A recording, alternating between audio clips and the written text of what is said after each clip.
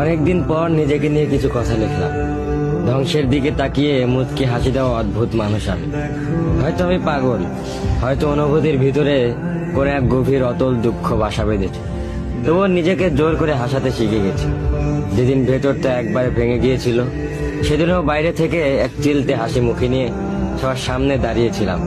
কষ্টগুলোকে আমি বন্ধু বানিয়েছি, একাকিত্বকে আপন করে নিয়েছি। মানুষ ভাবে আমি হয়তো সুখী, শক্ত, নিলিপ্ত, কিন্তু তারা জানে না প্রতিটি রাত আমার এক একটা লড়াই।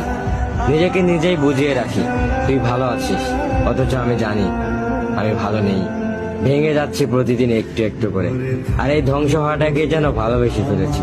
আমি সেই মানুষ যে হার মানার আগে হাসে, কারণ জানি কান্না দেখিয়ে লাভ নেই। পৃথিবী শুধু শক্তদের মনে রাখে, দুর্বলদের নয়। তাই আমি অদ্ভুত, আমি অনুভূতির আগুনে পুড়ে যাওয়া নীরব যোদ্ধা। আমার জীবন কোনো সুখের গল্প নয়, এটা নিঃশব্দ বিপ্লব, যেখানে হাসির আড়ালে লুকানো থাকে হাজারো না বলা কথা, ভাঙা স্বপ্ন, হারিয়ে যাওয়া আমি।